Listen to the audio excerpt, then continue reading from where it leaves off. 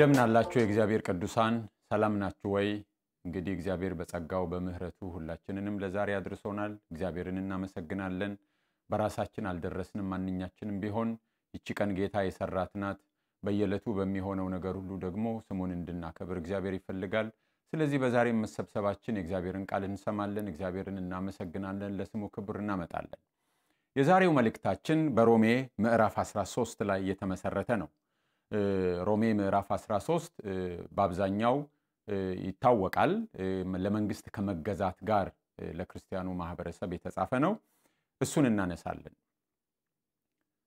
በጌታ ስም አነበዋለሁ ነፍስ ሁሉ በበላይ ላሉት ባለስልጣኖች ይገዛ ከእግዚአብሔር ካልተገኘ በቀር ስልጣን የለምና ያሉትም ባለስልጣኖች በእግዚአብሔር የተሾሙ ናቸው ስለዚህ ባለስልጣንን የሚቃወም የእግዚአብሔርን ሥርዓት ይቃወማል የሚቃወሙትም በራሳቸው ላይ ፍርድን ይቀበላሉ ገዢዎች ለክፉ አድራጊዎች እንጂ መልካም ለሚያደርጉ የሚያስፈሩ አይደሉምና ባለስልጣንን እንዳትፈራ ተወዳለህን መልካም አድርግ ከርሱም ምስጋና ይሆንልሃል ለመልካም ነገር ለአንተ የእግዚአብሔር አገልጋይ ነውና በከንቱ ግን ሰይፍ አይታጠቅምና ክፉ ብታደርግ ፍራ ቁጣውን ለማሳየት ክፉ አድራጊውን የሚበቀል የእግዚአብሔር አገልጋይ ነውና ስለዚህ ስለ ቁጣው ብቻ አይደለም ነገር ግን ስለ ህሊና ደግሞ መገዛት ግድ ነው ስለዚህ ደግሞ ትገብራላችሁና በዚህ ነገር የሚተጉ የእግዚአብሔር አገልጋዮች ናቸውና ለሁሉ የሚገባውን አስረክቡ ግብር ለሚገባው ግብርን ቀረጥ ለሚገባው ቀረጥን መፈራት ለሚገባው መፈራትን ክብር ለሚገባው ክብርን ስጡ የጌታ ስም የተባረከ ይሁን ይሄን ክፍል ለማየት በጣም አታጋይ ነው ምክንያቱም ያለንበት ዘመን በጣም በተለይ በኢትዮጵያ የተወጠረ የፖለቲካ አመለካከት ያሁኑን መንግስት በሚመለከት ስላለ ነው ሰዎች በእንደዚህ አይነት ሁኔታ የተወጠረ ነገር ውስጥ ሲገቡ መጽሐፍ ቅዱስን ወደ ራሳቸው ሐሳብ ለመጎተት አለበለዚያ ደግሞ ለራሳቸው ሐሳብ የማይመች ከሆነ ደግሞ ወደዛሽ ቀንጥረው ለመግፋት ነው የሚፈልጉት በዚህ ጊዜ በጣም ጥንቃቄ ማድረግ ያስፈልጋል በትክክል የእግዚአብሔር ቃል የሚለው ምንድነው ይሄን ክፍል የጻፈው ሐዋርያው ጳውሎስ ነው ይሄን መልእክት በመናቀርብበት ጊዜ ሐዋርያው ጳውሎስ በጉባኤያችን መካከል ቢኖር አረኔ እንዲያላልኩም ነው የሚለው ወይስ አሁን ከሞላ ጎደል ያልኩት እንደዚህ ነው የሚለን ይሄንን ማሰብ ይኖርብናል ይሄን መልእክት ከማዘጋጀቴ በፊት እኔም ብዙ አስቤበታለሁ ምክንያቱም በአንድ በኩል ወቅታዊ ጠቅላይ ሚኒስትር በጌታ ከመሆኑ የተነሳ በጣም እሱን በመውደድ የተሞሉ ሰዎችም እሱን በቃ እንዲወዱ እንቅስቃሴ የሚያደርጉ ሰዎች አሉ ምንም ጥፋት ነገር የሱ መንግስት ተቋም ቢያደርግ ጥፋቱ የማይታያቸው ሰዎች ሁልጊዜም እሱን ማወደስ የሱን ፎቶ መለጠፍ እሱን ማቆላመጥ ብቻ የሚፈልጉ ሰዎች በቤተ ክርስቲያን ውስጥ አሉ የምንነጋገረው ስለ ክርስቲያኖች ነው በሌላ ወገን ደግሞ እሱ ስራው የማይመቻቸው ዋናው መነሻቸው ስራው ባይሆንም ከብሔሩ የተነሳ ወይም ከራሳቸው ብሔር ማንነት የተነሳ ከወገናቸው ፍላጎት የተነሳ እሱን አምርረው የሚጠሉ ሰዎች የሚያረጋው መልካም ነገር የማይታያቸው ሰዎች እንዲያውም የሱን መንግስት ለማዳከም የሚደረጉ እንቅስቃሴዎችን የሞራል ድጋፍ የሚሰጡ ሰዎች አሉ በቤተ ክርስቲያን ውስጥ በእንደዚህ አይነት ሁኔታ ውስጥ አማኞችን ብቻ አይደለም እንዲያውም ክፍሉ የሚናገረው ነፍስ ሁሉ ነው የሚለው ነፍስ ሁሉ ለመንግስት እንዲገዛ የሚናገር የእግዚአብሔር ቃል ማቅረብ ቀላል አይደለም ስለዚህ እግዚአብሔር በጸጋው ካረዳ በስተቀር ሐሳቡን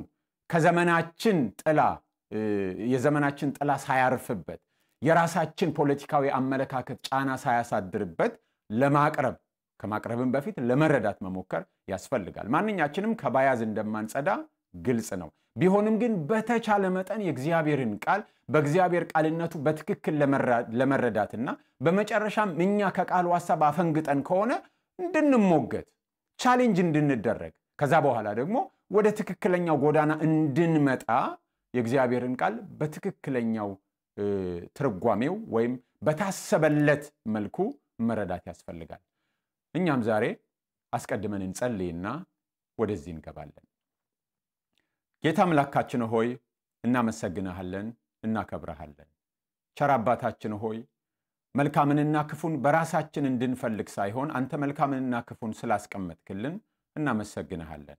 በመልካሙ መንገድ እንድንሄድ ክፉንም እንድንሸሽ ደግሞ ቃልህን ብቻ በመስጠት ሳትወሰን ቅዱስ መንፈስህንም በውስጣችን ስላኖርክ እናመሰግንሃለን። በቃልህ እየተመራን በቅዱስ መንፈስህ እየተመራን እግዚአብሔር ሆይ አንተ ወደምትፈልገው መንገድ ወደ መልካሙ ጎዳና እንድንሄድ በየዕለቱ ትመክረናለህ፣ ትገስጸናለህ፣ ትሞግተናለህ። እግዚአብሔር ሆይ ሲያስፈልግም ትቀጣናለህና ስለ መልካም አባትነትህ እናመሰግንሃለን። እግዚአብሔር ሆይ አሁንም ቃልህን እንድትገልጥልን ቃልህን እንድታስተምረን እግዚአብሔር ሆይ እንጸልያለን። ያንተ ሐሳብ ብቻ በመካከላችን ይፈጸም። ቃልህን እንዳሻን ወደ ፍላጎታችን ወደ ልባችን ምኞት ወደ ቡድናችን ፍላጎት እንዳናጣምመው እግዚአብሔር ሆይ ጠብቀን፣ እንዳንስት ጠብቀን። ለቃልህ እንድንገዛ ቃልህን እኛ ወዳሻን እንድንወስደው ሳይሆን ቃልህ አንተ ወዳሻ እንዲወስደን እንድትረዳን እንጸልያለን። እግዚአብሔር ሆይ ሁላችንንም በጸጋ ደግፈን በጌታ በኢየሱስ ክርስቶስ ስም አሜን። እንግዲህ የእግዚአብሔር ቃል የሚናገረው ነፍስ ሁሉ ለበላይ ላሉት ባለስልጣናት ይገዛ ወይም ትገዛ ነው የሚለው። ምዕራፍ 12 ሮሜ ሲጨርስ በጣም ደስ የሚል አጨራረስ ነው የሚጨርሰው። ከቁጥር 17 ጀምሮ ብናየው ስለ ክፉ ፈንታ ክፉን አትመልሱ፣ በሰው ሁሉ ፊት መልካም የሆነውን አስቡ፣ ቢቻላችሁ በእናንተ በኩል ከሰው ሁሉ ጋር በሰላም ኑሩ ካለ በኋላ ተወዳጆች ሆይ ራሳችሁ አትበቀሉ፣ ለቁጣው ፈንታ ስጡ እንጂ በቀል የኔ ነው እኔ ብድራቱን እመልሳለሁ ይላል ጌታ ተብሎ ተጽፏልና። ጠላት ግን ቢራባ ብለው ቢጠማ ጠጣው፣ ይህን በማድረግ በራሱ ላይ እሳት ፍም ትከምራለህ። ክፉን በመልካም አሸንፍ እንጂ በክፉ አትሸነፍ ይላል። በጣም ደስ የሚል ውብ ምንባብ ነው ይሄ። ክፉን በመልካም አሸንፍ፣ ጠላት ቢራባ ብለው ቢጠማ ጠጣው፣ ለራስህ አትበቀል፣ ፍትህን ለእግዚአብሔር ተው እንጂ በገዛ እጆች ለራስህ መፍትሄ አታምጣ፣ ለራስህ አትከራከር፣ የራስህ ጠበቃ አትሁን፣ ለእግዚአብሔር ተው ብሎ ሲናገር በጣም ውብ ነው፣ ደስ ይላል። ይሄን አንብበን ግን ምዕራፍ 13 ስንመጣ ነፍስ ሁሉ ለበላይ ላሉት ባለስልጣናት ይገዛ ሲል ይጎረብጠናል። በተለይ በዘመናችን ይሄ አይመችም። ነፃነት በጣም ገኖ በሚታይበት የግል ነፃነት፣ የቡድን ነፃነት፣ የማህበረሰብ ነፃነት የሚባል ባንዲራ ሁላችንም በቤታችን በተከልንበት በልባችን በቆመበት ጊዜ ተገዙ የሚል ቃል ለዘመናችን ጆሮ የሚመች ስብከት አይደለም። ለዚህ ነው የክፍል ብዙም የማይሰበከው። ሚስቶች ሆይ ለባሎቻችሁ ተገዙ የሚል ክፍልም ብዙ አይሰበክም በዚህ ጊዜ። ምክንያቱም ለዘመኑ አስተሳሰብ የሚመች አይደለም፣ ይጎረብጣል። የእግዚአብሔር ቃል ግን ከዛ ውብ ክፍል በኋላ ይሄንን ሲያመጣ ለምንድን ነው ያመጣው የሚል ጥያቄ ብዙ ጊዜ ይነሳል። ሐዋርያው ጳውሎስ ለምንድን ነው ይሄንን ሐሳብ ደና መጥቶ ለሮማ ክርስቲያኖች ይሄንን ከጻፈ በኋላ ለመንግስት ስለመገዛት ምን ሆን ብሎ ነው የጻፈው? መነሻው ምንድነው የሚል ጥያቄ ይሰነዘራል። አንዳንድ ሐሳቦች ይሰጣሉ ለዚህ በምክንያትነት። ለምሳሌ በሐዋርያት ሥራ ምዕራፍ 18 ቁጥር 2 ላይ አይሁድ ከሮሜ እንዲወጡ ቀላውዲዮስ አዟልና የሚል ክፍል አለ። ቀላውዲዮስ ቄሳር። ይሄ የሆነው ሐዋርያው ጳውሎስ የሮሜን መልእክት ከመጻፉ ከ5 ዓመት በፊት ነው። አይሁዳውያን ከሮሜ የወጡት በረብሽ ነው፣ ባለመገዛት ነው፣ በታክስ ጉዳይ ማለት በግብር ጉዳይ ላይ ተቃውሞ ስለነበር ለውጭ ዜጎች ወይ ከውጭ ለመጡ የሚከፍሉት ግብር ስለነበረ ከዛ ጋር የተያዘ እንደሆነ የሚጠቁሙ የሚያስረዱ የታሪክ መጽሐፍት አሉ። ስለዚህ ሐዋርያው ጳውሎስ እዛ ያሉ አይሁዳውያን እንደዚህ አይነት ነውጥ ውስጥ ስለነበሩ ያንን በማሰብ እንዲገዙ አስቦ ይሆን የጻፈው የሚል ሐሳብ ይሰነዘራል። ምናልባት ከዚህ ጋር ሊገናኝ ይችላል። በሌላ መልኩ ደግሞ ክርስትና አዲስ ሃይማኖት ነው፣ ቄሳር በጡጫ ነው በቃ የዘመተበት ክርስትና ላይ ሐዋርያው ጳውሎስ በየሳምንቱ ነበር ወህኒ የሚወረወረው፣ ሌሎችም እንደዛ ነበሩ። ስለዚህ ቢያነቡት ክርስቲያኖች ለመንግስታቸው አደጋ ለመሆናቸው እንዲያውም ክርስቲያኖች ጥሩ ዜጎች ለመንግስት የሚገዙ መሆናቸውን ለማሳሰብ ይሆን? ምክንያቱም ይሄ ደብዳቤ በመንግስት እጅ ሊወድቅ ይችላል፣ ያንን ታሳቢ አድርጎ ይሆን ብለው የሚያነሱም ሊሆኑ ይችላሉ። ምክንያተ ጽፈቱ ምን እንደሆነ አናውቅም፣ ግን የእግዚአብሔር ቃል ነፍስ ሁሉ ለበላይ ባለስልጣናት እንድትገዛ ይናገራል። ስለዚህ በመጀመሪያ ደረጃ ይሄንን ስናይ መንግስት እግዚአብሔር ያስቀመጠው ተቋም መሆኑን ነው የምናየው። ከዘፍጥረት ምዕራፍ 1 ጀምሮ ምዕራፍ 2ም ስንቀጥል ቤተሰብን እግዚአብሔር እንደመሰረተ እናውቃለን ሁላችንም። ቤተሰብ የሚባለው ተቋም በእግዚአብሔር የተመሰረተ ስለመሆኑ አንዳችንም ጥርጥር የለንም።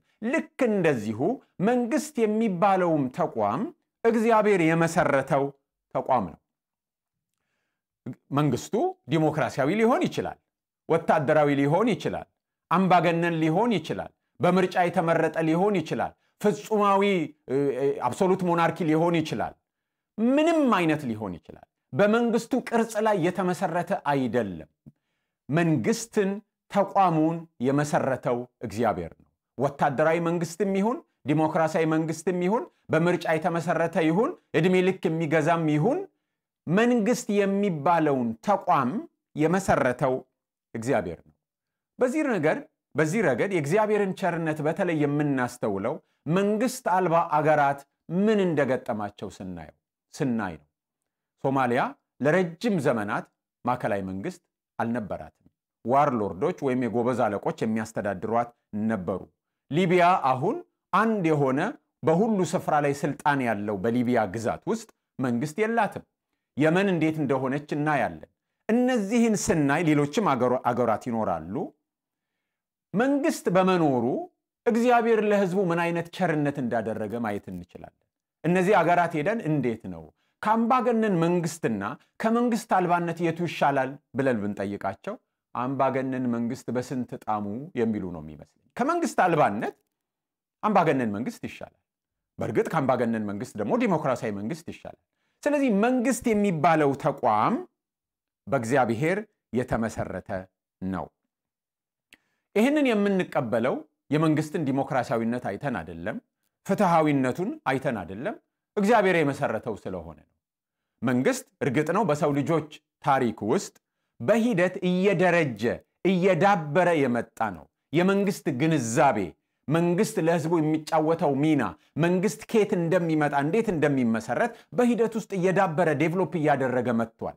ቢሆንም ግን መንግስት በእግዚአብሔር የተመሰረተ ነው። የመንግስት መኖር የእግዚአብሔር ሐሳብ ነው። ይህንን በምሳሌ መመልከት እንችላለን። ቤተሰብን አሁንም በምሳሌ እናነሳለን። ባልና ሚስቱ ትዳር የመሰረቱት በፍቅር ወድቀው ሊሆን ይችላል። ባልና ሚስቱ ትዳር የመሰረቱት ወላጆቻቸው ልጅህን ለልጄ ብለው ሊሆን ይችላል። ባለትዳሩ ትዳር የመሰረቱት በዘመናዊው ሁኔታ በዴቲንግ አፕ ተዋውቀው በማህበራዊ ሚዲያ ተዋውቀው ሊሆን ይችላል። ወይም ጓደኞቻቸው አመቻችተውላቸው ለፍቅር ሊሆን ይችላል። ድሮ ሲሆን ዛሬም ሙልጭ ብሎ የጠፋ አይመስለኝም፣ ትዳሩ የተመሰረተው በጠለፋ ሊሆን ይችላል። ትዳሩ የተመሰረተው እግዚአብሔርን በማክበር በቅድስና እግዚአብሔርን በመጠበቅ ሊሆን ይችላል። ትዳሩ የተመሰረተው ሰዎች በኃጢአት ወድቀው ሊጀምሩት ይችላሉ። ወይም እርግዝና ከመፈጠሩ የተነሳ ለዛ ብለው ተጣድፈው የገቡበት ሊሆን ይችላል። በየትኛውም ሁኔታ ቢመሰረት ግን ትዳር የእግዚአብሔር ተቋም ነው። ቤተሰብ የእግዚአብሔር ተቋም ነው። ሰዎቹ ተዋደው አልተጋቡምና ብለን ትዳር ልናፈርስ አንነሳም። ሰዎቹ በትንቢት ነው የተጋቡት ብለን ትዳር ልናፈርስ አንነሳም። በትንቢትም የሚመስረት፣ በፌስቡክም የሚመስረት፣ በፍቅርም የሚመስረት፣ በቤተሰብ ምርጫ ላይ የሚመስረት ትዳር እግዚአብሔር የመሰረተው ተቋም ነው። ስለዚህ መሰረታዊ በሆነ ሁኔታ ትዳር ለማፍረስ አንነሳም። በየትኛውም መልኩ ቢመሰረት መሰረታዊ በሆነ ሁኔታ ኤክስትሪም የሆኑና አግባብ ያልሆኑ ነገሮች መኖራቸው እንደተጠበቀ ሆኖ ማለት ነው። ስለዚህ ትዳሩ ብልሽት እንኳን ቢኖረው ልንመክር፣ ልናስተምር፣ እንዲፈወስ ልንጥር፣ ልንከስ ብንችልም ተቋሙን አናፈርስም። ትዳር ምን አባቱ አንልም። ልክ እንደዚሁ ነው መንግስትም በመፈንቅለ መንግስትም ቢይዝ በምርጫም ቢይዝ ከወላጆቻቸው ወርሰው በነገስታት ማለት ነው ሌሎቹም ያዙ ትዳር ምን አባቱ እንደማንለው መንግስትንም እንደሱ አንልም። ቤተሰብ ሲፈራርስ አገር ወዴት እንደሚሄድ ዓለም ወዴት እየሄደች እንደሆነ እያየን ነው። ቤተሰብ ሲናጋ፣ ቤተሰብ መሰረት ሲፈራርስ ዓለም ወደ አስፈሪ ቦታ እየተጓዘች ነው። ልክ እንደዚሁ መንግስትም ባይኖር አስቸጋሪ ሁኔታ ነው የሚከሰተው። ወንጌል ልንሰብክ አንችልም። ቤተክርስቲያን ብለን ልናቋቁም አንችልም። መንግስት ከሌለ ክርስትና የሰፋው ፓክስ ሮማና ተብሎ በሚታወቀው የሮማ መንግስት ሰላማዊ አስተዳደር በነበረበት ውስጥ ነው። በአገራችን እንኳን በቅርቡ የማዕከላዊ መንግስት ጡንቻ በላላበት አካባቢ ወይም ደግሞ የመንግስት አካላት ኃላፊነታቸውን መወጣት ባቃታቸው አካባቢ ምን አይነት ግፍ እንደተፈጸመ ባይናችን አይተናል። የጎበዝ አለቆች ወይም ደግሞ ወጣቶች እኛንን አስተዳዳሪ የኛ ፈቃድ መፈጸም አለበት የሚሉ በየአካባቢው ራሳቸውን ያነገሱ ወጣቶች ያሻቸውን በሚፈጽሙበት አካባቢ ምን አይነት ግፍ እንደተፈጸመ አይተናል። ስለዚህም የማዕከላዊ መንግስት ስልጣን እንዲደክም አስተዋጽኦ ባደረግን ጊዜ ሁሉ ይህንን ክፉ ነገር እያስፋፋን መሆኑን መገንዘብ ይኖርብናል። ሐዋርያው ጳውሎስ ይህንን መልእክት ሲጽፍ ዲሞክራሲያዊ ምርጫ፣ ፓርቲ፣ ተቃዋሚ ፓርቲ፣ ህግ አውጪ፣ ህግ አስፈጻሚ የሚሉ ግንዛቤዎች፣ የመንግስት አካል ህገ መንግስት የሚሉ ግንዛቤዎች ባልነበሩበት ጊዜ ነው የጻፈው። ስለዚህ ስንተረጉመውም በዚህ በዘመናችን አይን አይደለም የምንተረጉመው፣ አስቀድመን በወቅቱ በነበረው ሁኔታ ነው የምንተረጉመው። ስለዚህ መንግስትን መቀበል ከዲሞክራሲያዊነቱ ጋር አይገናኝም፣ ከህገ መንግስታዊነቱ ጋር አይገናኝም። መንግስትን መቀበልና አለመቀበል መንግስት የሚባለው ተቋም መኖር ያለበት እግዚአብሔር ስላበጀው ነው። ይሄንን ካልን በኋላ ደግሞ ወደ ባለስልጣናቱ ነው የምንመጣው። ወደ ባለስልጣናቱ ነው በተለይ በዲሞክራሲያዊ አስተዳደር ስናየው ይሄ ነገር በደንብ መረዳት እንዳለብን ግልጽ ይሆናል። ዲሞክራሲያዊ አስተዳደር እግዚአብሔራዊ አስተዳደር አይደለም። ዲሞክራሲያዊ አስተዳደር መጽሐፍ ቅዱስ በዚህ ተዳደሩ ብለው የሰጠው አስተዳደር አይደለም። ዲሞክራሲያዊ አስተዳደር ዓለማችን ካወቀቻቸው ዓለማችን ካዳበረቻቸው አስተዳደሮች ሁሉ የተሻለው አስተዳደር ነው እንጂ በራሱ ፍጹም አይደለም። በጣም ብዙ እንከኖች አሉ። በዲሞክራሲያዊ መንገድ የተመረጡ መሪዎች ባላቸው አገራት ብዙ በደል፣ ሶሻል ኢንጀስቲስ፣ ኢኮኖሚካል ኢንጀስቲስ ይፈጸማል። ሰዎች ይበደላሉ። በቆዳ ቀለማቸው ሳይቀር ይበደላሉ። በደቡብ አፍሪካ የነበረው የአፓርታይድ አስተዳደር ዲሞክራሲያዊ አስተዳደር የነበረበት ነው። በአሜሪካ ከጥቁሮች ነፃነት ወይም ደግሞ ይሄ ከሲቪል እኩልነት በፊት የነበረው ከሲቪል ሙቭመንቱ በፊት የነበረው አስተዳደርም ዲሞክራሲያዊ ነበረ። አሁንም ዲሞክራሲያዊ ነው፣ ግን ብዙ ግፎች ይፈጸማሉ። ስለዚህ ከዚህ የተነሳ ስናይ ዲሞክራሲያዊ መሆን ማለት እንከን የለሽነት ማለት አይደለም። አምባገነንነት የራሱ በጎ ጎን አለው፣ ዲሞክራሲያዊነት የራሱ ደካማ ጎን አለው። ሁልጊዜ የምናስበው በሁለቱም መንገድ ተቃራኒውን ቢሆንም እንኳን ማለት ነው። በምርጫ የተመረጡ ነገር ግን በአገርም ላይ በዓለምም ላይ በደል ያመጡ መሪዎች አሉ። እነ ሙሶሎኒን እነ ሂትለርን እዚህ ላይ መጥቀስ ይቻላል። በመፈንቅለ መንግስት ምርጫ የያዙ ወታደራዊ አገዛዞች አገሪቱን ወደ ዲሞክራሲያዊ አስተዳደር ያመጡባቸው ታሪኮችን በምድር ላይ አሉ። ለምሳሌ ኮስታሪካን ለዚህ መጥቀስ እችላለሁ።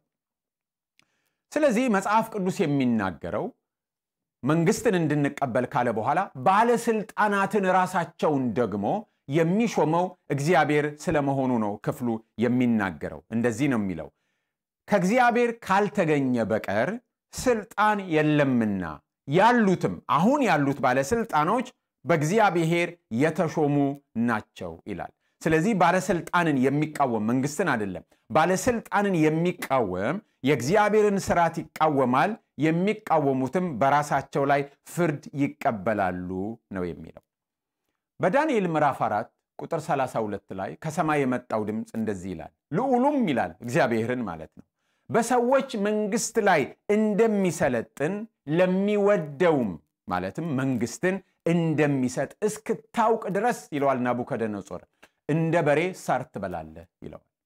ናቡከደነጾር ይሄ ጠፍቶት ነበር። በገዛ ራሱ ስልጣን የያዘ ከተማይቱን በስልጣኑ ያበጀ አርጎ ያስብ ስለነበረ ይቺ ባቢሎን የሰራዋት አይደለችምን ብሎ ተናገረ። በዚህ ጊዜ ግን እግዚአብሔር ምንድነው ያለው? ልዑሉ በሰው መንግስት ላይ እንደሚሰለጥን መንግስቱንም ለሚወደው እንደሚሰጠው ለሚፈልገው እንደሚሰጠው እስክታውቅ ድረስ አለው። ስለዚህ ለዝካ ናቡከደነጾርን ስልጣን የሰጠው እግዚአብሔር ነው። ናቡከደነጾር አልገባውም ነበር። ስለዚህ እኔ እንደሾምኩ ለፈለኩት ስልጣን እንደምሰጥ እስክታውቅ ድረስ ሳር ትበላለህ አለው። ሳር ከበላ በኋላ ግን ይሄንን ወደ ማስተዋል መጣ። ለካ እግዚአብሔር ነው ስልጣን የሚሰጠው ብሎ ናቡከደነጾርን የሾመው እግዚአብሔር ነው። በዮሐንስ ምዕራፍ 19 ቁጥር 10 ላይም ጌታችን ኢየሱስ ክርስቶስን ጲላጦስ እንደዚህ ያለው፣ ልሰቅል ስልጣን እንዳለኝ ልፈታ ስልጣን እንዳለኝ አታውቅምን ብሎ ጠየቀው። ጌታችን ኢየሱስ ክርስቶስም እንደዚህ አለው ከላይ ካልተሰጠህ በቀር በእኔ ላይ ምንም ስልጣን ባልነበረህም አለው ለካ ለጲላጦስ ስልጣን የተሰጠው ከላይ ከእግዚአብሔር ዘንድ ነው ለመፍታት ለማሰር ለመግደል ይሄ ሁሉ ስልጣን ያለው ከምንም አይደለም ከላይ ስለተሰጠው ነው ጲላጦስ በምድር ላይ የነበረውን ብቸኛ ንጹህ ሰው ለስቅለት አሳልፎ የሰጠው ጲላጦስ አይሁዳውያን ላይ በጨካኝ ጡጫ የተገለጠው ጲላጦስ እግዚአብሔር ነበር የሾመው ኤርምያስ ምዕራፍ 27 ቁጥር 6 ናቡከደነጾርን አገልጋዬ ይለዋል ቂሮስን ኢሳይያስ ምዕራፍ 45 የቀባሁት አሕዛብን በፊቱ አስገዛ ዘንድ የነገስታትንም ወገብ ፈታ ዘንድ በሮቹንም እንዳይዘጉ መዝጊያዎቹንም እከፍት ዘንድ ቀኝ እጁን ለያስኩት ብሎ ይናገራል ሳኦል ጥሩ ንጉስ አልነበረም ኢዮርብዓም ጥሩ ንጉስ አልነበረም እስራኤልን ወደ ጣዖት አምልኮ የመራ ነው የሶሪያው አዛሄል እርጉዞችን ሳይቀር ይቀድ የነበረ ክፉ ንጉስ ነው የአሕዛብ ንጉስም ነው እነዚህ ሁሉ እግዚአብሔር ነው የሾማቸው አዛሄልን ንጉስ አድርጎ እንዲቀባው እግዚአብሔር ኤልያስን ነገሮት ነበር በኋላ ግን የኤልያስ አገልጋይ የነበረው ነብዩ ኤልሳ አዛሄልን ለንግስና እግዚአብሔር እንደሚፈልገው ነው የሚነግረው ናቡከደነጾር የፋርሱ ቂሮስ እነዚህ እግዚአብሔር የሾማቸው ናቸው እስራኤላውያንም አሕዛብም አሉበት ኢዮርብዓም አዛሄልና ናቡከደነጾር ከጣዖት አምላኪነታቸው በላይ ክፉ ነገስታት ነበሩ ጨካኝ ነገስታት ነበሩ ግን የሾማቸው እግዚአብሔር ነው ሐዋርያው ጳውሎስ የሚናገረው ገራገርነት ይዞት አይደለም ማስተዋል ተስኖት አይደለም መልእክቱን የጻፈላቸው ሮማውያን የሚተዳደሩት በቄሳር ስር ሲሆን ጳውሎስን በየሳምንቱ እስር ቤት የሚወረውረው ይሄው አስተዳደር ነበረ ነገር ግን በዛ አስቸጋሪ ሁኔታ ውስጥ ሆኖ ለመንግስት ተገዙ ይላል እሱ ጥሩ መንግስት ስለነበረው አይደለም ሰዎች ትዳር ጥሩ ለባሎቻቸው ሚስቶች እንዲገዙ ባሎች ሚስቶቻቸውን እንዲወዱ የምንነግረው ልጆች ለወላጆቻቸው እንዲገዙ ወላጆቻቸውን እንዲያከብሩ ወላጆች ልጆቻቸውን እንዳያስቆጧቸው የምንነግረው ጥሩ ወላጆች ስለነበሩን አይደለም ጥሩ ወላጆች ስለሆንንም አይደለም ጥሩ ልጆች ስለሆንንም አይደለም ጥሩ ልጆች ስላሉንም ላይሆን ይችላል ጥሩ ትዳር ስላለንም ላይሆን ይችላል የእግዚአብሔር ቃል ስለሚል ነው የምናደርገው እግዚአብሔር ስላዘዘ ነው ከዛ በኋላ ደግሞ ማስጠንቀቂያ ነው የሚናገረው ማስጠንቀቂያው ምን የሚል ነው በዛ ውስጥ ምን ይናገራል ባለስልጣንን የሚቃወም የእግዚአብሔርን ሥርዓት ይቃወማል የሚቃወሙትም በራሳቸው ላይ ፍርድን ይቀበላሉ ፍርድን ገዢዎች ለክፉ አድራጊዎች እንጂ መልካም ለሚያደርጉ የሚያስፈሩ አይደሉምና ባለስልጣንን እንዳትፈራ ተወዳለህን መልካሙን አድርግ ከርሱም ምስጋና ይሆንልሃል ለመልካም ነገር ላንተ እግዚአብሔር አገልጋይ ነውና በከንቱ ነገር ሰይፍ አይታጠቅምና ክፉ ብታደርግ ፍራ ቁጣውን ለማሳየት ክፉ አድራጊውን የሚበቀል የእግዚአብሔር አገልጋይ ነውና ስለዚህ ስለ ቁጣው ብቻ አይደለም ነገር ግን ስለ ህሊና ደግሞ መገዛት ግድ ነውና ስለዚህ ደግሞ ተገብራላችሁና በዚህ ነገር የሚተጉ የእግዚአብሔር አገልጋዮች ናቸውና ሐዋርያው ጳውሎስ የእግዚአብሔር አገልጋዮች ናቸው የሚለውን እንደ አዝማች ነው እየደጋገመ የሚያመጣው ለምንድን ነው የሚደጋግመው ብለን እስክንጠይቅ ድረስ ማለት ነው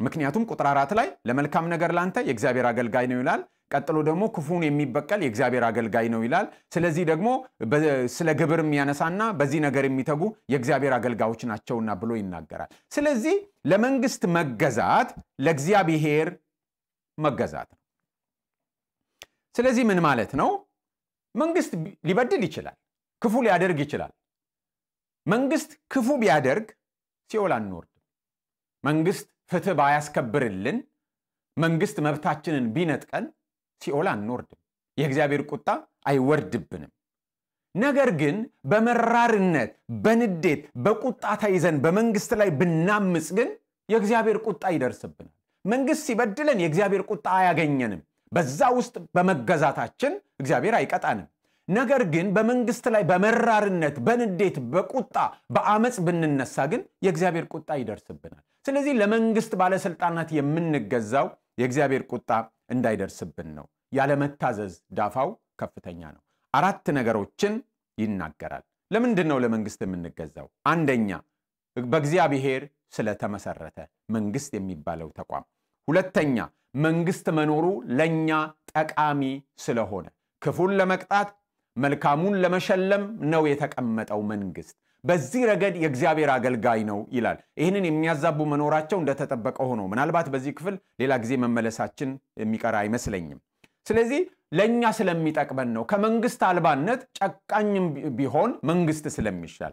ሶስተኛ ባንገዛ ቅጣት ስለሚያገኝ እኔ መንግስትም ቅጣት ማለት ነው። ባትገዙ በቃ ሰይፍ የታጠቀው የማይገዙትን ለመቅጣት ነው። ስለዚህ የመንግስት ማት ስለሚደርስብን ማለት መንግስት ላይ አምፀን መንግስት እርምጃ ቢወስድብን እግዚአብሔርን ልናማርር አንችልም። መንግስት የተሾመው ለዛ ስለሆነ። አራተኛ ደግሞ ባንገዛ የእግዚአብሔርን ሕግ ባለመታዘዝ ጉዳይ ህሊናችን ስለሚፈርድብን ማለት ነው። ለህሊና ስትሉ ነው የሚለው። ለህሊና ደግሞ መገዛት ግድ ነው። ስለ ህሊና ሲባል ቁጥር 5 እንደሱ ነው የሚናገረው። ህሊና ሁል ጊዜም የእግዚአብሔር ወገን ነው። ህሊና እግዚአብሔር በሰዎች አእምሮ ውስጥ ያስቀመጠው ሕግ ነው። በውስጣችን ሆኖ መንገድ ስንስት ከእግዚአብሔር ሐሳብ ስንወጣ የሚከሰን የሚወቅሰን ነው ህሊናችን። ስለዚህ ለህሊና ስንል እንገዛለን። ይሄ ማለት ግን ለመንግስት መገዛት ፍጹማዊ ነው ማለት አይደለም። ለእግዚአብሔር መገዛት ብቻ ነው ፍጹማዊ። አብሶሉት የሆነ ስልጣን የእግዚአብሔር ብቻ ነው እንጂ የመንግስት አይደለም። መንግስት እንደሱ አይነት ስልጣን የለውም። ለመንግስት የምንገዛው ለእግዚአብሔር ለመገዛት ስንል ነው እንጂ ለመንግስት የምንገዛው ለመንግስት ለመገዛት ስንል አይደለም። ስለዚህ ሁል ጊዜም ቀይ መስመር ይኖረናል ማለት ነው። ቀዩን መስመር መጽሐፍ ቅዱስ በተለያየ ሁኔታ በመንግስት ላይ ያመጹ ሰዎችን ወይም የመንግስትን ሕግ የጣሱ ሰዎችን ወይም ለመንግስት ያልታዘዙ ሰዎችን በምሳሌነት እዚህም እዛም ይፈነጥቅልናል። በቤተክርስቲያን ታሪክ ውስጥም እንደዚህ አይነት ምሳሌዎች አሉ። ለምሳሌ በዘጸአት መጽሐፍ ላይ ዕብራውያን እንደተወለዱ እንዲገድሉ የተነገራቸው የግብፃውያን አዋላጆች ምን አደረጉ? የፈርዖንን ትእዛዝ ጥሰው ዕብራውያንን ሕፃናት ሳይገድሉ ቀሩ። ንጉሱ ጠርቶ እስኪጠይቃቸው ለምንድን ነው ዕብራውያን ሕፃናት ወንዶች ሲሆኑ ግደሉ አልተባላቸውም ብሎ ሲጠይቃቸው አይ ብለው የራሳቸውን ምክንያት ሰጡ። እውነት ሊሆን ይችላል ምክንያታቸው፣ እውነትም ላይሆን ይችላል። ምክንያቱም ዕብራውያን ሴቶች ጠንካሮች ናቸው እና ምጥ ይዟቸው እኛ ሳንደርስ ይወልዳሉ አሉ። ምናልባት ሰዎቹ ባሮች ስለነበሩና ሁሌ ጥብጡብ ሲሰሩ ስለሚኖሩ ያ ኤክሰርሳይዝ አጠንክሯቸው ሊሆን ይችላል። ወይም ደግሞ እውነትም ሆኖ ሳይሆን ወንድ ሲወለዱ አዝነው አትርፈዋቸው ሊሆን ይችላል። ለፈርዖን ግን ይሄን ሰጡ። መጽሐፍ ቅዱሱ ላይ በሚወገዝ መልኩ አይደለም ግብፃውያኑ አዋላጆች ስማቸው የተጠቀሰው። ዳንኤልና ጓደኞቹ ሐናንያ፣ አዛሪያና ሚሳኤል ለወርቁ ምስል እንዲሰግዱ ተነገራቸው። አንሰግድም አሉ። አዋጅ ተነገረ፣ አዋጁን ጣሱ። ማስፈራሪያ ተነገራቸው፣ ሁለተኛ ዕድል ተሰጣቸው። ያንን አልተቀበሉም። በድፍረት ንጉሱን እምቢ አሉ። የውሳኔያቸውንም ቅጣት ተቀበሉ። እሳት ውስጥ መወርወር ነው አንወረወርም አላሉ። እንቀበላለን ቅጣቱን ብለው ነው የገቡት። ዳንኤል ወደ ንጉሱ ካልሆነ በቀር ወደ እግዚአብሔር እንዳይጸልይ የተሰጠውን አዋጅ ተደብቆም አይደለም መስኮቱን ወለል አድርጎ ከፍቶ ሲጸልይ ነው የተገኘው። ቅጣቱን በይፋ ለመቀበል ፈቃደኛ ሆኖ ማለት ነው። ቅጣቱን ለመቀበል ፈቃደኛ ሆኖ አስቴር ወደ ንጉሱ እንዳትገባ ሕግ ባለበት ያለ ሕግ በገባ ጠፋለሁ ብላ ግን በጠፋም ጠፋለሁ ብላ ወደ ንጉሱ ወደ አርጤክስስ ገባች። ቅጣቱን ለመቀበል ወስና ማለት ነው። ግን ቅጣቱ ሳያገኛት ቀረ። ጴጥሮስና ዮሐንስ ሐዋርያት ሥራ ምዕራፍ 5 እና ምዕራፍ 4 ላይ ምዕራፍ 4 ቁጥር 19 ላይ እግዚአብሔርን ከመስማት ይልቅ እናንተን እንሰማ ዘንድ በእግዚአብሔር ፊት የተገባ እንደሆነ እናንተ ራሳችሁ እስቲ ተናገሩ ብለው የካህናት አለቆችን አገር አስተዳዳሪዎችን አንታዘዝም ብለው ፊት ለፊት በድብቅ ተናገሩ። በግልጽ ተናገሩ፣ በድብቅ አይደለም። ምዕራፍ 5 ቁጥር 28 እና 29 ላይ ደግሞ ከሰው ይልቅ ለእግዚአብሔር ልንገዛ ይገባል ብለው በድፍረት በግልጽ ተናገሩ። ከሰው ይልቅ ለእግዚአብሔር ልንገዛ ይገባል። በቤተ ክርስቲያን ታሪክም ላይ የመንግስትን ሕግ በድፍረት በግልጽ ይጥሱ የነበሩና ለዛም ድርጊታቸው ከቅጣት ወይም በመደበቅ ሳይሆን በድፍረት እጃቸውን በመስጠት ያንን ነገር የገለጡ ሰዎች አሉ። እነሱን ከዚህ ቀጥለን እናያለን። በቤተ ክርስቲያን ታሪክ ውስጥም መንግስት ያወጣውን ሕግ ባለመጠበቅ በድፍረት በይፋ ሕጉን በመጣስ የሚታወቁ ሰዎች አሉ። ተደብቀው አይደለም፣ በድፍረት እጅ ከመስጠት አይሸሹም፣ አይደበቁም። እጃቸውን ለመንግስት ይሰጡ ነበር። ለምሳሌ ማርቲን ሉተር ኪንግን ማንሳት እንችላለን። አሜሪካዊውን ሕጎችን በድፍረት ይጥሱ ነበር። በጥቁሮችና በነጮች መካከል በቆዳ ቀለም ላይ የተመሰረተ አድሎ በሚፈጽም መንግስት መካከል የወጡ ሕጎችን በድፍረት ነበር ይጥሱ የነበረው። ፓስተር ነው ዶክተር ማርቲን ሉተር ኪንግ፣ አማኝ ነው። የቴዎሎጂ ምሩቅ ነው ግን በድፍረት ነበር የሚጥሰው ህጉን ከዛ እጁን ይሰጣል ወህኒ ይገባል ምክንያቱም ህጎቹ ፍትሃዊ ህጎች እንዳይደሉ ስለሚያምን ነበር ተደብቆ አልነበረም ከመንግስት ተሰውሮ ከፖሊስ ተሰውሮ ሳይሆን በግልጥ ነበር ያደርግ የነበረው የጣሱበትን ምክንያት እሱና ወገኖቹ በይፋ ያሳውቃሉ በዚህ ምክንያት ይሄንን ህግ እንጥሳለን በዚህ ምክንያት ይሄንን ህግ አንቀበልም ብለው ይናገሩ ነበር ህጉን እንደሚጥሱም አስቀድመው ያስታውቁ ነበር አሁን በዚህ ወቅትም ከአሜሪካውያን ፓስተሮች መካከል በካሊፎርኒያ የሚገኘው ፓስተር ጆን ማካርተን አትሰብሰቡ የሚለውን የመንግስት ህግ እየጣሱ ስብሰባ ያካሂዳሉ ይሄንን በይፋ እየገለጸ ነው ያለው ይሄ ወደ ምን እንደሚያመራ አናውቅም በበጎ ይሁን በምን ምሳሌነት እንደምንወስደው ባናቅም ግን በድፍረትና በግልጽ የመንግስት ህግ ትክክል አይደለም በማለት መጣስ እንደሚቻል እነዚህን ሁሉ ምሳሌዎች መውሰድ እንችላለን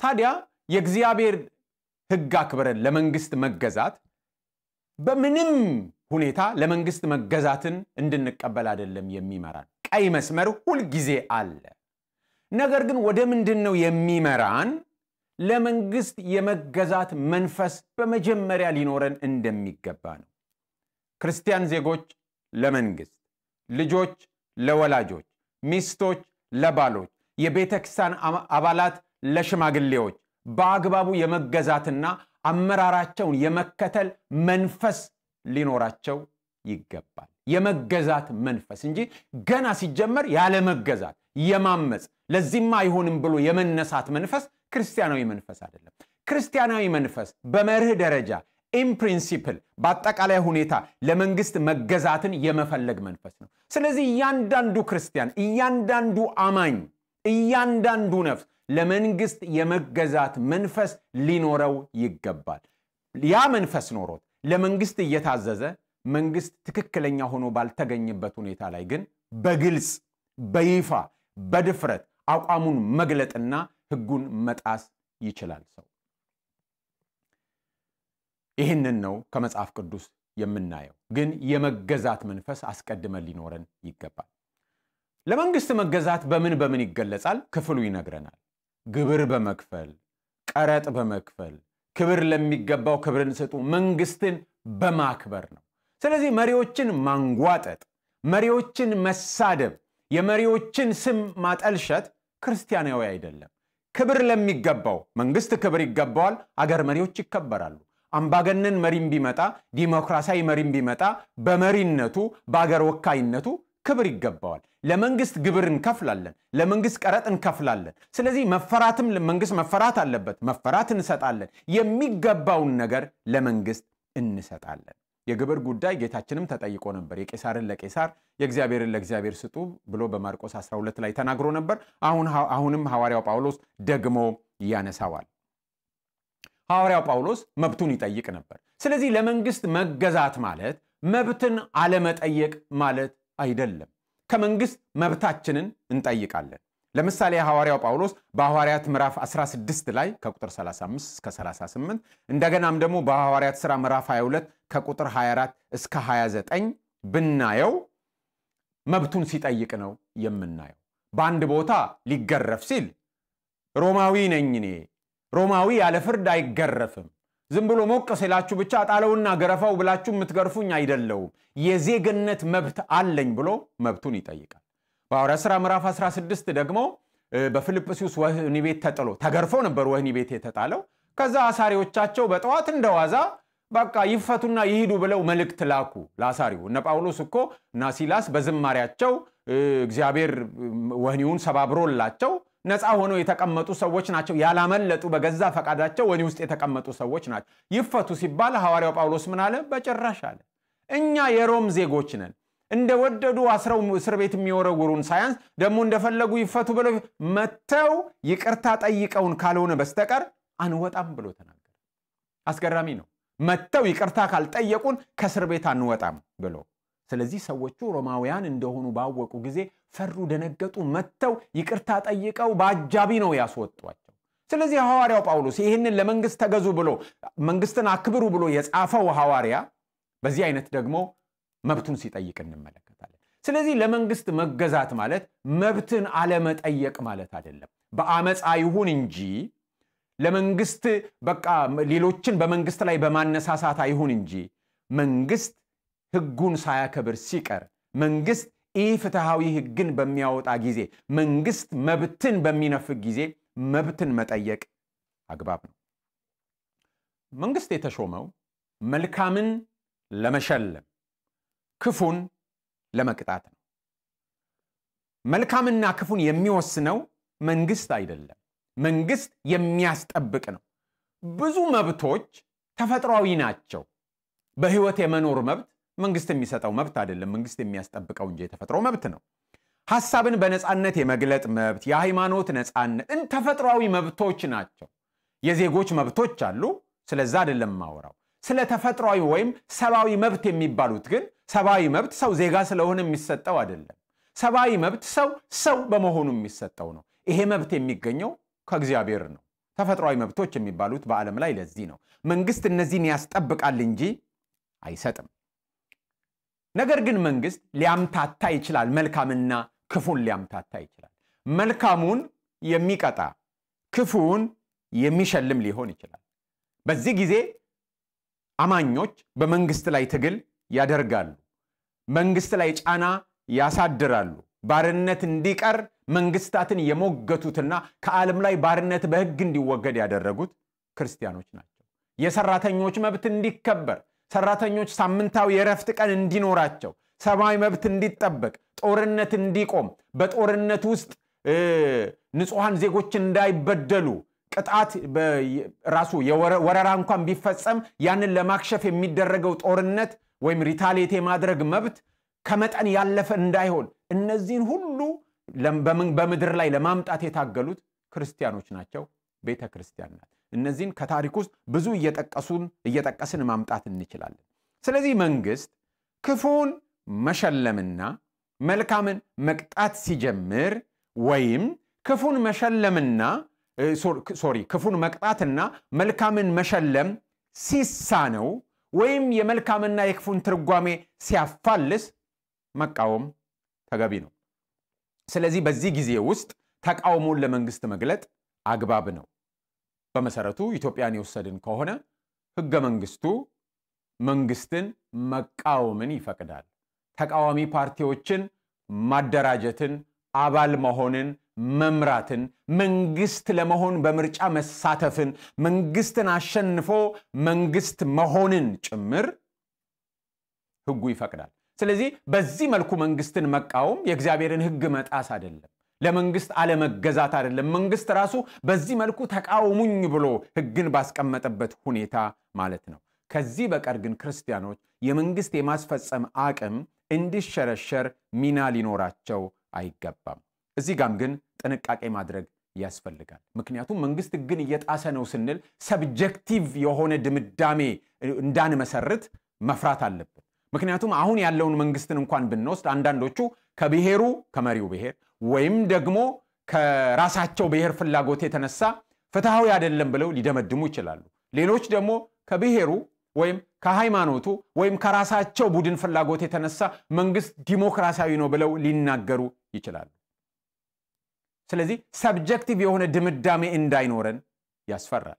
አይተናል በቅርብ ጊዜ ውስጥ ኢትዮጵያ ውስጥ በነበረው ችግር በየቦታው ሰዎች በሃይማኖታቸውና በብሔራቸው ጥቃት ደርሶባቸው ጥቃት አድራሾቹ ግን በይፋ ወጥተው ጩኸቴን ቀሙኝ በሚል ጥቃት እንደደረሰባቸው ሲናገሩ አይተናል። ለሰዎች ከሰጠን የመንግስትን ህግ አክባሪነትና ህግ አለማክበር ዲሞክራሲያዊ መሆን አለመሆን ለሰዎች ትርጓሜ ከሰጠን ሰዎች ሰብጀክቲቭ የሆነ ለራሳቸው የሚያደላ ለራሳቸው የሚመች ትርጓሜ ሊሰጡ ይችላሉ። ስለዚህ አማኞች እያንዳንዳችን ለህሊናችን ታማኝ መሆን አለብን። ከሁሉ በላይ ዋነኛው ጥሪያችን ፖለቲካዊ ጥሪ አይደለም። ክርስቲያን የተጠራው እግዚአብሔርን ሊያከብር፣ ለእግዚአብሔር ሊኖር፣ የእግዚአብሔርን ፍቅር ሊገልጥ ነው፣ እግዚአብሔርን ሊያመልክ ነው። እነዚህን ነገሮች ከሚገልጥባቸው መንገዶች አንዱ ለመንግስት መገዛት ነው። ቤተሰብን በአግባቡ መምራት ነው። ለኢንቫይሮንመንቱ ጥበቃ ማድረግ ነው። መገለጫዎች ናቸው።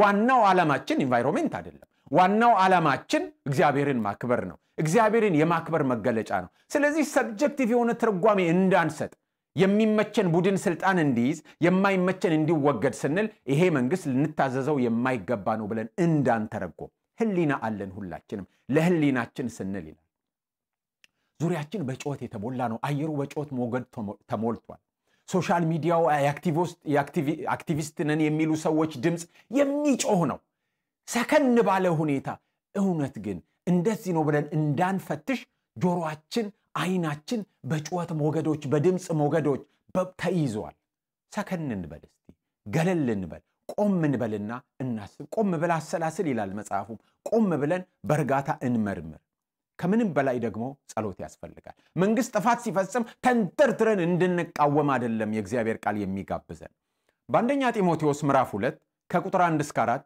የእግዚአብሔር ቃል እንደዚህ ይላል በአዲሱ መደበኛ ትርጉም ላንብበው እንግዲህ ከሁሉ አስቀድሞ ልመናና ጸሎት ምልጃና ምስጋናም ለሰዎች ሁሉ ለነገስታትና ለባለስልጣናት ሁሉ እንዲደረግ አሳስባለሁ ለሰዎች ሁሉ ካለ በኋላ ለነገስታትና ለባለስልጣናት ሁሉ ይህም በእውነተኛ መንፈሳዊ ህይወትና በቅድስና ሁሉ በሰላምና በጸጥታ እንድንኖር ነው የምር በእውነተኛ መንፈሳዊ ህይወትና በቅድስና ሁሉ ለመኖር ለመንግስት መጸለይ ያስፈልጋል አዎን ያስፈልጋል ይህ በእግዚአብሔር በአዳኛችን ፊት ደስ የሚያሰኝ ነው ለመንግስታት መጸለይ እግዚአብሔርን ደስ የሚያሰኝ ነው እርሱ ሰዎች ሁሉ እንዲድኑና እውነትን ወደ ማወቅ እንዲደርሱ ይፈልጋል ሰዎች ጸሎታችንን ቢሰሙ ምንድነው የሚሉት እግዚአብሔር ሰዎችን ሁሉ እንደሚወድ የሚያሳይ አይደለምን መሪዎች ለምንድነው ተለይተው የተጠቀሱት ብንል ለመሪዎች መጸለይ አስቸጋሪ ነው አብዛኞቹ ክርስቲያኖች አይደሉም የኢትዮጵያ ሁኔታ ይለያል አሁን ክርስቲያኖች አይደሉም አናውናራቸው ከኛ የራቀ ነው ነገር ግን ከኛ ሩቅ ቢሆኑም ከእግዚአብሔር ሩቅ አይደሉም ልባቸውን ወደ ወደደው እግዚአብሔር ያዘነብለዋል ያኔም አሁንም ያሉት መሪዎች በአብዛኛው እግዚአብሔርን ወይም የእግዚአብሔር ጉዳያቸው አይደለም ነገር ግን የንጉስ ልብ እንደ ውሃ ፈሳሾች በእግዚአብሔር እጅ ነው ይላል መጽሐፈ ምሳሌ ምዕራፍ 21 ቁጥር 1 የንጉስ ልብ እንደ ውሃ ፈሳሾች በእግዚአብሔር እጅ ነው ወደ ወደደው ያዘነብለዋል መንግስት ህግን ማስፈጸም ሲያቀተው መንግስት ክፉን መቅጣት ሲያቀተው መንግስት መልካሙን መሸለም ሲያቀተው ያንን ማድረግ እንዲችል በጸሎት እንደግፈዋለን ምክንያቱም መልካምን የመፈለግ ነገር በመንግስት ልብ ውስጥ የሚያሳድረው በመሪው ልብ ውስጥ የሚያሳድረው እግዚአብሔር ነው ያንን የማስፈጸም አቅምም የሚሰጠው እግዚአብሔር ነው መንግስታችን የማስፈጸም አቅም አጥሮታል እንግዲያስ እንጸልይለት ምክንያቱም መጽሐፍ ቅዱስ የሚናገረው ባቢሎንን ያገዘው እግዚአብሔር ነው ዳንኤል ምዕራፍ 4 ከ31 እስከ 32 ብናይ ናቡከደነጾርን ያገዘው እግዚአብሔር ነው አሶርን የረዳው እግዚአብሔር ነው ኢሳይያስ 10 ከ13 እስከ 15 እርሱ እንዲህ ብሏል አስተዋይ ነኝና በእጄ ኃይልና በጥበቤ ያደረኩት የአሕዛብን ድንበሮች አራኩ ሀብታቸውን ዘረፍኩ እንደ ጀግና ሞኜ በምድር የተቀመጡትን አዋረድኩ እጄም የአሕዛብን ኃይል እንደ ወፍ ቤት አገኘች የተተወም እንቁላል እንደሚሰበሰብ እንዲሁን ምድርን ሁሉ ሰበሰብኩ ክንፉን የሚያራግብ አፉንም የሚከፍት የሚጮህም የለም አለ ያሶር ንጉስ እግዚአብሔር ግን እንዲህ አለው በውኑ መጥረቢያ በሚቆርጥበት ሰው ላይ ይመካልን ወይስ መጋዝ በሚስበው ላይ ይጓደዳልን አለ ለካ መጋዝ ነው እንጂ ያሶር ንጉስ በመጋዙ የሚቆርጠው እግዚአብሔር ነው ለካ መጥረቢያ ነው እንጂ መጥረቢያውን በእጁ ያዘው እግዚአብሔር ነው መጥረቢያው በያዘው ላይ ሊመካ አይችልም እንዴት በእግዚአብሔር ላይ ትመካለ ነው የሚለው ስለዚህ ለመንግስት የማስፈጸም አቅም የሚሰጠው እግዚአብሔር ነው ክፎችን ለመቅጣት ህግን ለማስከበር ነፍሰ ገዳዮችን አማጺዎችን ለፍርድ ለማብቃት ደግ የሚሰሩትን ዜጎችን ፕሮቴክት ለማድረግ ዜጎችን ከጥቃት ለመከላከል መንግስት አቅም የሚያገኘው እግዚአብሔር ሲረዳው ነው ስለዚህ ደግሞ እኛ ምን እናረጋለን እንጸልያለን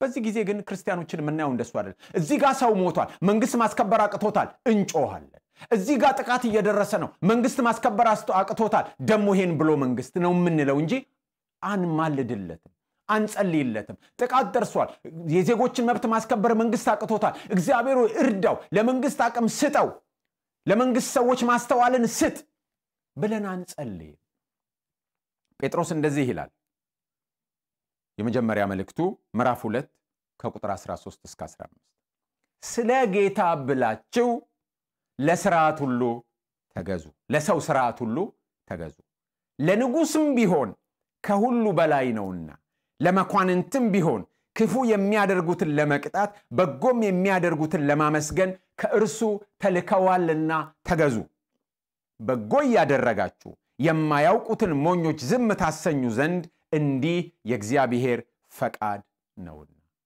ክርስቲያን ለመንግስት መገዛት አለበት መንግስት ሕግን ሲጥስ እንጸልይለታለን በሥርዓት መንግስትን እንሞግታለን ዛሬ ያለንበት ሁኔታ አስቸጋሪ ነው ቤተ ክርስቲያን ራሷ የአገርም የመንግስትም ህሊና መሆን ተስኗት ይያየን አንዳንዶቹ የኢትዮጵያ ጠቅላይ ሚኒስትር በጌታ ከመሆኑ የተነሳ በቃ ምንም ቢያረግ ሱቅ ፍስር ለመገኘት የሚፈልጉ እንጂ መጽሐፍ ቅዱስ የሚፈቅድላቸው ሚና የሚጫወቱ አይደለም ሌሎቹ ክርስቲያኖች ደግሞ መጽሐፍ ቅዱስ በማያዘው ሁኔታ አመፀኞችና ተሳዳቢዎች ሆነዋል ህሊናቸው ይፈርድባቸዋል የእግዚአብሔር ቃል ይጠይቃቸዋል ቤተ ክርስቲያን የመንግስትም ያገርም ህሊና መሆን ሲያቀታት መሪዎቿም ደግሞ በሚያሳዝን ሁኔታ አድርባይ ሆነው ሲገኙ ክርስቲያኖች በዚህ ረገድ እግዚአብሔር የሚጠይቅብንን እያደረግን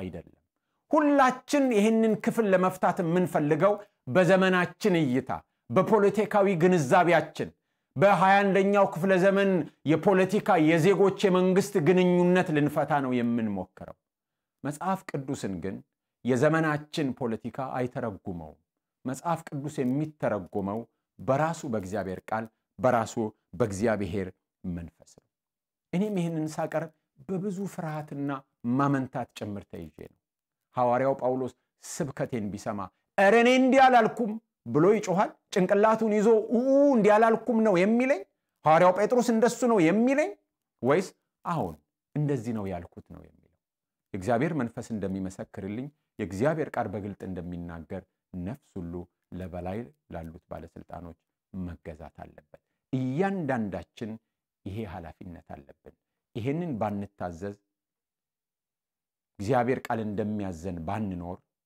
የእግዚአብሔር ቁጣ ያገኘናል ለእግዚአብሔር አለመገዛት ነው የእግዚአብሔር ቃል ከሚፈቅደው ውጪ ሪአክት የምናደርግ ከሆነ ለመንግስት እያየን እንኳን ቃል ስለሚል ገዛለታለሁ አንተ ስላልክ ገዛለታለሁ ላንተ ስለምገዛ አንተ ጌታዬ ስለሆን ጌታዬ ያዘዝከኝን እፈጽማለሁ ባይመቸኝም ፈቃድ ይፈጸም ስንል እግዚአብሔርን እናስደስታለን ልጆቼ አንዳንዴ እንደሱ ይሉኛል አድርጉ ስላቸው ባባ ይሄንን አልወድም ግን ስላልክ አደርገዋለሁ ሲሉኝ በጣም ልቤ ይነካል መንግስት የሚመች ላይሆን ይችላል እግዚአብሔር ስላለን ግን ለእግዚአብሔር ያለንን አምልኮት ለእግዚአብሔር ያለንን ፍርሃት ለእግዚአብሔር ያለንን መገዛት ለመግለጥ ግን መንግስትን እናከብራለን የጌታ ጸጋና ሰላም ከሁላችንም ጋር